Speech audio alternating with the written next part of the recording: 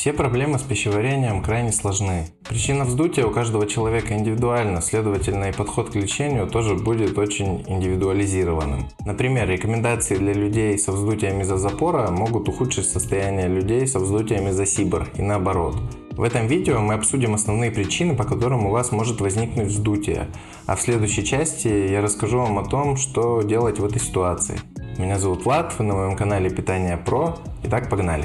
Абсолютно нормально испытывать ежедневные газы, так же как и то, что перистальтика вашего кишечника изменяется в ответ на определенные продукты и в разные фазы цикла у женщин. Но если у вас вздутие, которое очень болезненно и сопровождается другими симптомами, такими как тошнота, когда ваш живот явно выпирает, как у беременных, или же у вас ощущение, как будто внутрь вас положили какой-то шар, и при этом симптомы кажутся хроническими и постоянными, то рекомендуется обратиться за помощью. Итак, причина номер 1 – непереносимость пищевых продуктов.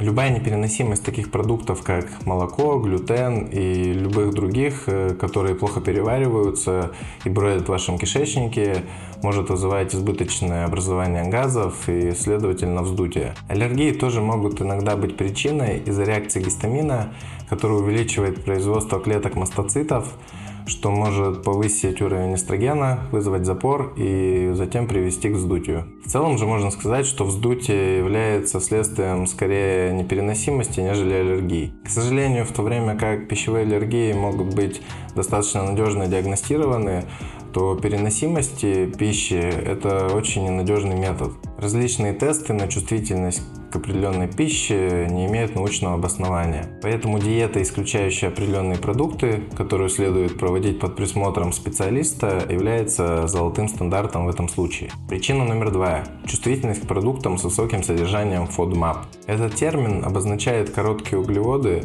которые очень плохо впитываются в тонкой кишке, там вызывается брожение с помощью бактерий, что затем вызывает газообразование. Наиболее распространенными продуктами являются молочные и глютен-содержащие, а также бобовые, овощи по типу капусты и некоторые некалорийные подсластители. Однако важно отметить, что чувствительность к продуктам с высоким содержанием FODMAP является очень индивидуализированной. То есть вы можете быть чувствительны к определенным продуктам с высоким содержанием FODMAP, но при этом очень легко переносить другие продукты из этой группы в больших количествах. Поэтому так важно работать со специалистом, который поможет вам подобрать максимально разнообразные продукты, чтобы вы их ели с наименьшим количеством симптомов. Причина номер 3.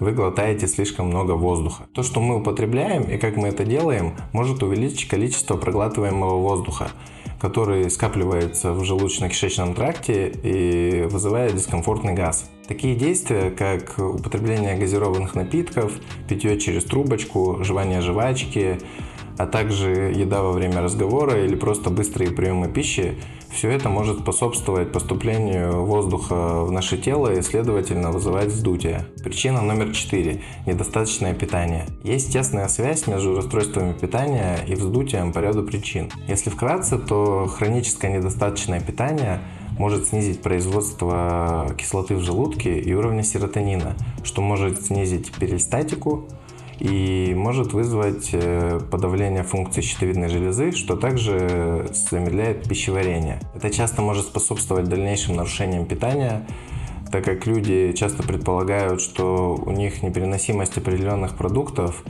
и начинают опасаться этой пищи, снижая ее употребление, что только усугубляет симптомы. Причина номер 5 – недостаток пищевых волокон и воды. На самом деле, одной из основных причин вздутия является запор или нарушение перистальтики. Если вы не потребляете достаточное количество пищевых волокон и воды, чтобы помочь вашим фекалиям передвигаться по кишечнику, то они будут застаиваться, и это будет приводить к лишней ферментации и образованию газов, вызывающим вздутие и растяжение живота. Вы должны стремиться потреблять не менее 25-35 граммов клетчатки в зависимости от вашего пола, веса и переносимости, а также смешивать растворимые и нерастворимые пищевые волокна из фруктов, овощей, цельных злаков и других растительных источников. Не забывайте, что для переваривания пищевых волокон требуется достаточное количество воды, поэтому поддержание гидратации очень важно для предотвращения застоя и вздутия. Причина номер 6. вы употребляете слишком много клетчатки. Клетчатка – это очень важный элемент в вашем пищеварении, и иногда очень сложно найти правильное количество. Употребление избытка клетчатки обычно сопровождается высоким содержанием FODMAP, которые могут вызвать брожение и образование газов. Это особенно актуально, если вы не привыкли к употреблению клетчатки и внезапно начинаете съедать большое ее количество, а еще и вдобавок не употребляете достаточно воды для поддержания организма. Поэтому стоит обратиться к профессионалу по любым проблемам с запорами, так как здесь нужно провести тщательную диагностику для гарантии получения нужного количества клетчатки, чтобы ваш кишечник правильно функционировал. Причина номер 7. Недостаточная выработка пищеварительных ферментов. Каждый раз, когда кто-то делает быстрые резкие изменения в своей диете, будь то это диета для быстрой потери веса, какая-то исключающая диета или же это расстройство пищевого поведения, то это может привести к нарушениям пищеварения. Крупные и быстрые изменения в диете не дают вашему организму достаточно времени для того, чтобы он начал вырабатывать определенное количество ферментов или же кислоты в желудке. Например, если вы не употребляли молочные продукты очень давно и внезапно съедаете или выпиваете большой объем за раз, но ваш организм очень давно не производил лактазу для их переваривания, и это может вызвать проблемы. Аналогично для веганов, которые внезапно решают начать есть мясо и съедают шашлык или стейк, а их организм не получил вовремя уведомления о необходимости выработки протеазы и кислоты в желудке для переваривания мяса. Поэтому здесь надо действовать медленно для того, чтобы организм начал увеличивать выработку определенных ферментов для удовлетворения изменяющихся потребностей организма. Причина номер 8. Гормоны. Например, повышение уровня прогестерона у женщин в конце менструального цикла не только может вызывать ощущение вздутия из-за задержки воды, но также приводит часто к запорам, которые еще сильнее усугубляют симптомы вздутия, газообразования и дискомфорта в животе. Гормоны – это очень сложная тема, поэтому я говорю достаточно упрощенно, но думаю, суть вы поняли. Следующая причина – это функциональные расстройства ЖКТ. Если вы исключили все вышеупомянутые причины, но до сих пор испытываете вздутие, это может быть признаком более серьезного заболевания желудочно-кишечного тракта. Некоторые распространенные расстройства пищеварения, которые могут вызывать вздутие, включают в себя такие состояния, как синдром раздраженного кишечника, воспалительные заболевания кишечника, целиакию, гипохлоридию, непереносимость гистамина или же недостаточность поджелудочной железы. Не будем погружаться глубоко в эту тему, но вам нужно убедиться, что у вас нет ничего подобного и при необходимости обратиться к врачу для соответствующей диагностики. Так, причина номер 10. Инфекции или дисбактериоз. Существует ряд потенциальных инфекций, которые могут способствовать симптомам вздутия, такие как Helicobacter pylori, синдром избыточного бактериального роста или СИБР, кандидоз, различные черви и паразиты, а также общий дисбиоз в кишечнике. Диагностические инструменты для этого включают различные дыхательные тесты или же анализы кала, которые вы можете провести у себя в поликлинике или же в ближайшей лаборатории. Не стоит предполагать о наличии определенной патологии без проведения соответствующих тестов.